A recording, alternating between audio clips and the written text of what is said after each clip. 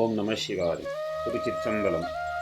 அங்கிங்கெனாதபடி பார்க்குமிடமெல்லாம் நீக்கமர நிறைந்த இறைவன், தோற்றமும் முடிவுமில்லாத இவ்விறைவன் ஒப்பற்ற முழு முதலாயும், பெண் ஆண் என இரண்டாயும், குணம் மூன்றாயும், நான்மறைகளாயும், ஐம்பெரும்பூதமாயும், சுவை ஆறாயும், ஏழு ஓசையாயும், திசை எட்டாயும், இன்னும் உடனுறைந்தும் வேறாயும் விளங்குகின்றான் என்கிறார் சம்பந்தர். இன்னும் இச்சம்பந்தருடன் திருநாவுக்கரசர், சுந்தரர் ஆகிய இருவரும் தேவாரப்பாக்களில் சிவபிரானது உருவச் சிறப்பினை அகத்தியர் தேவாரத்திரட்டில் திருவுருவம் என்ற பகுதியில் விளக்கி பாடியுள்ளதிலும் மற்றும் பல நூல்களிலும் காணலாம். இவ்வாறெல்லாம் இறைவனது வடிவம் பற்றி நம் அருளாளர்கள் எடுத்து வைத்துள்ளனர். இத்தகைய இறைவனை அடியவர்கள் தம் நினைவு, சொல், பொருள் இம்மூன்று வகையாலும் கண்டு பூசித்து வணங்கும் பெரும் பேறு அடைந்து வருகின்றனர். இம்மூன்றில் முதல் இரண்டு வழிகளும் அருளாளர்களுக்கே விரைவில் கைகூடுவன. அதாவது நினைவாலும் சொல்லாலும் வழிபாடு செய்வது அருளாளர்களுக்கே கைகூடுவன. ஆனால் பொருள் வடிவில் கண்டு வழிபட்டு உய்யும் நெறி கற்றார் கல்லாதார் யாவருக்கும் இயன்றதாகும். இத்தகைய பொருள் வடிவான திருவுருவ வழிபாடு சிற்பம், ஓவியம் இரண்டு வகையில் பண்டு முதல் இன்று வரை மக்களை பக்தியில் ஈடுபடச் செய்து வருவது திருக்கோயில்களில் உள்ள தெய்வ சிலைகளை வழி அறியக்கூடும் உண்மையாகும். அதாவது திருக்கோயில்களில் உள்ள தெய்வ சிலைகள் வழி அறியக்கூடும் உண்மையாகும். இச்சிற்ப சிலை வடிவ வணக்கம் பற்றி மாறுபட்ட கருத்துடையோரும் மக்களிடையே இருந்து வருகின்றனர். இச்சிலை வடிவம் பற்றி நம் நாட்டு மூதறிஞர் பாரத ரத்னா ராஜாஜி அவர்கள் விக்கிரகம் வெறும் சின்னமா என்னும் தலைப்பில் கூறுவதாவது: உருவ வழிபாட்டை கேடு செய்பவர்கள் அதன் பொருளை மனதில் வாங்கிக் கொள்ள வேண்டும். எவ்வாறு நாஸ்திகம் பேசுபவர்களும் தங்கள் தலைவர்களின் படங்களை வைத்து மரியாதை செய்வது அந்த படம் வரையப்பட்ட காகிதத்துக்கல்ல, தலைவரையே சேரும் என்று நினைக்கிறார்களோ, அவ்வாறே ஆஸ்திகர்கள் விக்கிரகத்துக்கு செய்யும் வழிபாடு அந்த விக்கிரகம் குறிப்பிடும் பரம்பொருளுக்கே உரியது. விக்கிரகம் பரம்பொருளின் சின்னம் என்கிற வாதம் ஒரு புறம் இருக்கட்டும்.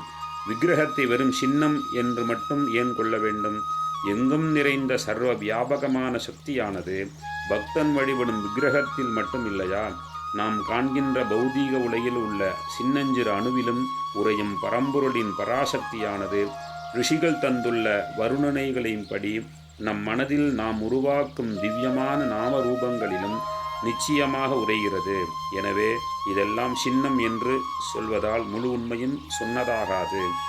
தெய்வ சிலைகளின் அமைப்பை கூற தியான ஸ்லோகங்கள் உள்ளன.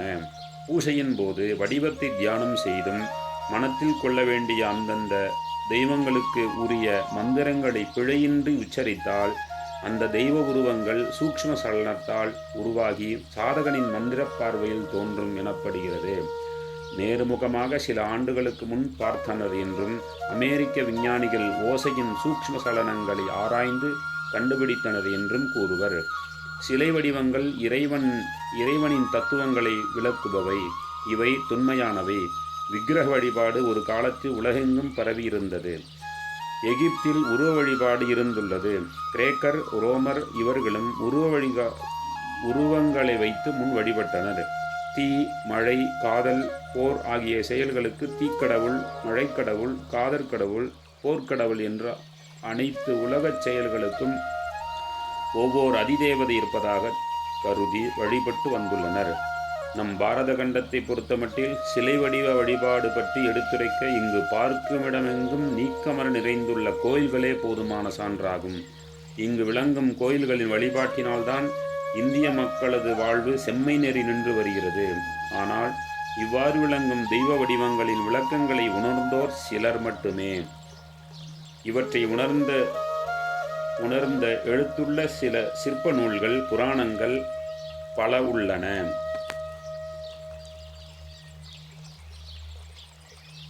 சிவ வடிவங்கள். சிவத்தின் தொன்மை. நீராடும் கடலொடுத்த நிலவுலகின் கண் முன்னை பழமைக்கும் பழமையாயும் பின்னை புதுமைக்கும் புதுமையாயும் விளங்குவது சைவ சமயம்.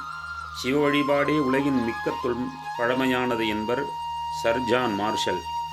சைவத்தின் மேற்சமயம் வேறு இல்லை, அதிவிசாட் சிவமாம் தெய்வத்தின் மேல் தெய்வம் இல்லை என்பது ஆன்றோர் வாக்கு. பிற சமயக் கொள்கைகளை புறந்தல்லாது அவை அனைத்தும் உயிர்களின் பக்குவத்திற்கு ஏற்றபடி இறைவன் கருணையினால் அமையப் பெற்றன எனக் கொண்டு அவற்றின் வேறான சிறப்பு சித்தாந்த கொள்கையினை தன்னகத்தே கொண்டு திகழ்வது சைவ சமயமாகும். சைவ சமயத்தின் முழுமுதற் கடவுள் சிவன். சிவம் என்ற சொல்லுக்கு மங்களம் என்ற பொருள் உண்டு. மங்கள வடிவனான சிவன் மங்களங்கள் அனைத்தும் நல்கும் தன்மையன். என் குணத்தானாய சிவன் ஆதியும் அந்தமும் இல்லா அருட்பெரும் ஜோதி வடிவனாவான். தென்னாடுடைய சிவன் எந்நாட்டவர்க்கும் இறைவனாய் விளங்கும் பெற்றியன். ஒரு நாமம் ஓர் உருவம் இல்லாத சிவனுக்கு 1000 திருநாமம் பாடி தில்லேனும் கொட்டுவது சைவ சமயம். சிவன் ஒப்புடைய நல்லன், ஒருவன் அல்லன், ஓருருவனல்லன், ஓர் உருவமனிலே அவன் அருளாலே அவன்தான் வணங்கும் பெற்றியில் நின்று பக்தி செய்து அவன் அருளே கண்ணாகக் காணினல்லால் இப்படியன் இந்நிறத்தன் இவ்வண்ணத்தன் இவ்விறைவன் என்றெழுதி காட்ட உண்ணாதே தன்மையான் சிவன். அங்கிங்கனாதபடி எங்கும் நிறைந்திருக்கும் பரிபூர்ண வடிவனாய சிவபெருமானுக்கு உருவமைத்து வழிபாடு இயற்றும் தத்துவ நெறியை குறித்து குறிகளும் அடையாளமும் கோயிலும் நெறிகளும் அவர் நின்றதோர் நேர்மையும் அரிய 1000 மாரணம் ஓதிலும் பொறியிலீர் மனம் என்கொள் புகாததே என்று பேசுகிறார் அப்பர். விறகு தீயைப் போல் பாலில் படு நெய்யைப் போல் மறைய நின்றுள்ள மாமணிச் சோதியாகிய சிவனை உருவ வடிவிலும் அருவ வடிவிலும் கற்பனை வடிவிலும் இன்னோரென்ன பல்வகையாலும் கண்டு தொழுது களிப்புற்றனர் நம் முன்னோர்கள். அவற்றை ஒரு சிறிது தொகுத்து ஆய்வதே சிவ வடிவங்கள் என்னும் இவ்வாய்வின் கருதுகோளாகும். சிவனின் மூவகை வடிவங்கள். உலக உயிர்கள் அனைத்தும் உய்யும் வண்ணம் முழுமுதற் பொருளாகிய சிவன் கொண்ட வடிவங்கள் உரு, அரு, அரு உரு என 3 ஆகும்.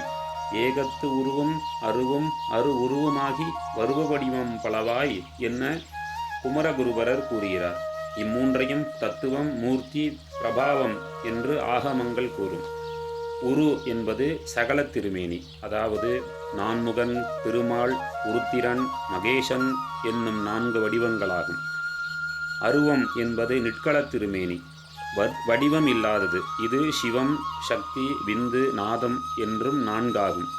அரு உருவம் சகல நிற்கள திருமேனி, வடிவம் இல்லாததுமான சிவலிங்க திருமேனி ஆகும்.